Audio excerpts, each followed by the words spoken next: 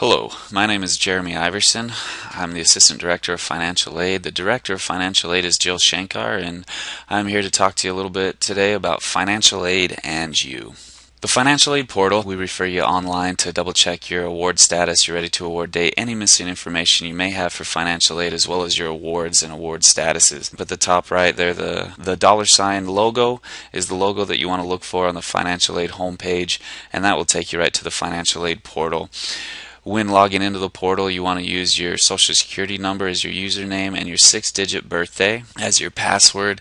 There's already a good video you can refer to get more details on the Financial Aid portal. So you've used the portal, you've updated, you've got all your information in, and you've been awarded. And so we want to discuss how that goes. Your financial aid is awarded at a full-time basis, meaning 12 or more credits. If you're enrolled in less than 12 credits, you need to come in and let us know, because it can hold up the disbursement or the automatic tuition payment of your financial aid.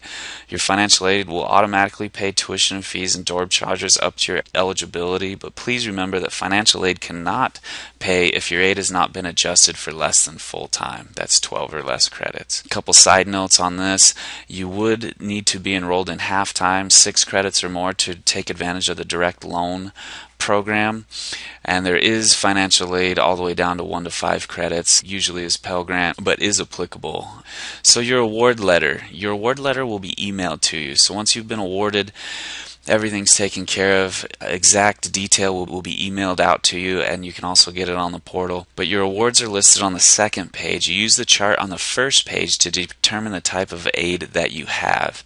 So the first page, as indicated at the bottom of this slide here, shows you all the different awards that are out there and the codes that you will see. So for instance, on the bottom left there, Pell is Pell Grant, SNG is State Need Grant, and so on and so forth. The top of the slide here shows what the letter looks like, some important notes, refers you to Satisfactory Academic Progress Policy, which we'll talk about here in a little bit, and then also covers a little bit of Higher One and some things that we will cover later in this video. So please remember, the first page is just the notations or what's available and the code names for it, and then on the second page, which we don't have a slide of, but on the second page is your exact awards, the quarterly amounts, and then also the yearly amounts. So where is my refund? You've gotten everything in, you've been awarded, your tuition and fees were paid, and if your aid exceeds your tuition and fees charges and dorm charges, you will receive a refund for the balance. So anything left over will be dispersed to you. All refunds are processed through Higher One. If you have been awarded and have a refund, the funds will be released to Higher One on the second day of each quarter. So no funds will be dispersed of any kind until the second day of each quarter.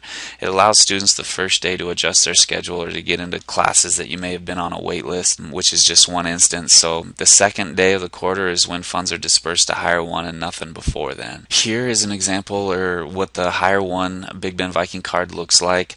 So you'll get in the mail a bright green envelope. It's coming from Rhode Island. Please be sure that if you live with your parents or roommates that they know it's coming, because it does kind of look like junk mail. We do get quite a few students saying, oh, we threw that away, or we didn't know that we needed that. This is what it looks like coming in the mail. You open it up and there's an example of the Big Bend debit card there. One key piece here: check your addresses on the student kiosk as well as financial aid. Make sure that your address is updated to where when mail is sent out or correspondence is sent out, it will reach you, and you can update that on the student kiosk or with the admissions office. When you go to activate your card, the website is www.bbccvikingcard.com, and we're just going to go out here and show you real quick an example. You click on that website or enter in that website, and this is what the site looks like right now. Up in the top right hand corner, you click Get Started, and it takes you through step by step. First step is to enter the card number, hit Continue, and it'll take you through step by step on how to activate it and set it up and exactly select the preference that best fits your financial needs. The refund options are BBCC Higher One debit card. You can transfer the refund to your own bank account, which the lingo that they use, it's called the ACH option, and then you can also request a paper check. Details on these 3 options are outlined blind as you're activating your preference. And a real key piece here is keep your card, because you'll use it the whole time you're attending Big Bend. The cards are actually good for 5 years, so even if you come for a couple quarters and then take some time off and come back, the card is still available and it's still good. So make sure you hold on to that and keep that. A little bit of a side note here: if you happen to lose it or you don't receive it in the mail or it does not reach you, please come into the financial aid office, or the business office can also help with getting a card reissued to you if you never did activate it on the initial use. So moving forward to keeping your financial aid, real simple top bullet there: attend and pass all of your classes. You do that quarter in and quarter out, you won't have any issues keeping your financial aid. If you're struggling in a class, Big Bend has tutors to help you in the Student Success Center in 1400. And so real simple: keep your financial aid, attend and pass all of your classes, and we go from there. The Satisfactory Academic Progress, it'll be referred to as SAP. It outlines the basic eligibility requirement to receive and continue to receive your financial aid. Your financial aid is awarded to help you fund a college education, is the main purpose of it. And SAP measures how you are making progress toward earning that degree. So exactly what it says: satisfactory academic progress. Federal and state regulations stipulate that you have to achieve progress towards earning a degree. The components of SAP are essentially 5 things. We look at credits based on your enrollment level. We look at the quarterly grade point average, which needs to be at a 2.0 or higher cumulative. We also look at the 6th quarter grade point average. So after you've been here for a little while, your 6th quarter grade point average has to be above a 2.0. We look at your pace of progression and also maximum time frame, which we'll go into detail further in slides to come. The resource to refer to is on our website. You go to bigbend.edu, click on financial aid, which is on the bottom left, and over on the left hand side here, indicated by the arrow, is Satisfactory Academic Progress Policy, where everything is outlined specifically that you can refer to and read over at your convenience. So pace of progression is one of the big ones. It has to be at 67% or above. It's simply calculated by looking at the credits completed divided by the credits attempted. Attempted credits are based on enrollment level at the end of the first day of class. All attempted credits, including those with an incomplete, an N, which is an audit, a withdrawal, or 0 grades, are all calculated. We look at all of them. Keep in mind here a little bit of a side note. So just looking at it, if you first quarter student, you're in 15 credits and you withdraw from a class and you finish or you complete 10 credits right off the bat, that puts you at about a 66% pace of progression. And so something to really look at. Also, a little bit of a side note is if you're thinking about withdrawing, or if you know you're going to come up a little bit short in a class and you're receiving financial aid support, please come in and check with the financial aid office to see how it will affect you and to see if there are any options, and just so you can make sure and stay ahead of any situations that may come up. And the information may help you better decide what would be best for you in your specific situation. So if you're going to fall into these situations, it will affect your pace of progression. Please stop in and double check with us. Maximum time frame. It's a federal regulation that talks about financial aid funding, and it's available for attempted credits up to 125% of the credits required to graduate. For example, the typical direct transfer degree, your AA direct transfer degree, currently takes 90 credits to graduate. 90 times 125% is 113 credits. So on that specific degree, when you reach 113 credits, you're considered maximum time frame. You have to submit an appeal if you want to receive financial aid above and beyond that, and it has to be reviewed and either approved or denied. So please be aware that financial aid is not an unlimited resource, that there are limits on it. So you need to have academic plans in place, meet with your advisors and counselors regularly to make sure that you're on track and you're going to graduate on time and not run into this maximum time frame issue.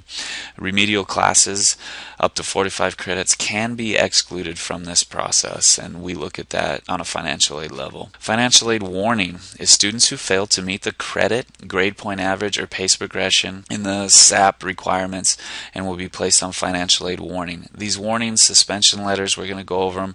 They are emailed to you, so be sure that your email again is set up to that it will receive emails from Big Bend, and if not, then check your junk mail regularly because sometimes they are filtered into there. Students placed on financial aid warning may receive financial aid for one additional quarter, and as long as you pass everything at a satisfactory level for that next quarter, then you will be okay. You cannot be placed on warning 2 quarters in a row. If you're on financial aid warning, the next quarter you come up a little short, you will be placed on financial aid suspension. So suspension is students who fail to meet the credit, GPA, or pace of aggression in SAP requirements for the second quarter, and you will be placed on suspension. Students on suspension are not eligible for financial aid.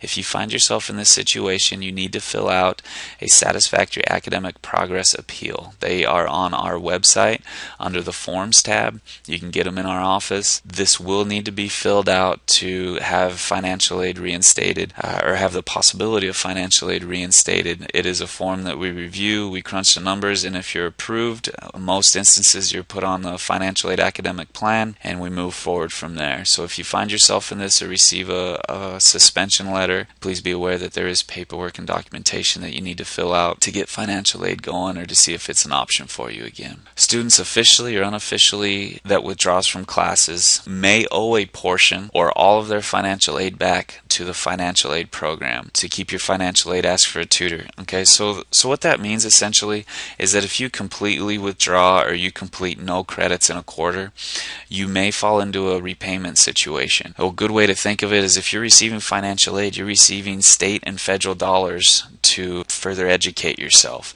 So if you don't complete any credits, you didn't use those state or federal dollars for your education, so you may end up in a repayment status. So be aware of that. If a student's cumulative college level GPA is below 2.0 at the end of the 6th quarter, you will also find yourself in a suspension situation. SAP appeals. If unusual circumstances prohibited you from passing your classes, you can submit an appeal and request a reinstatement for your aid. We discussed that just recently on the slide before. And if approved, you may be required to sign a financial aid academic plan which outlines the conditions of your approval. And that wraps up the financial aid and you session. If you have questions on it, again, you can refer to the portal and some of your questions may be answered. Come on into the office or feel free to call us or email us, whatever is most convenient for you to get your financial aid taken care of, and we can make the process as seamless as possible. Thank you.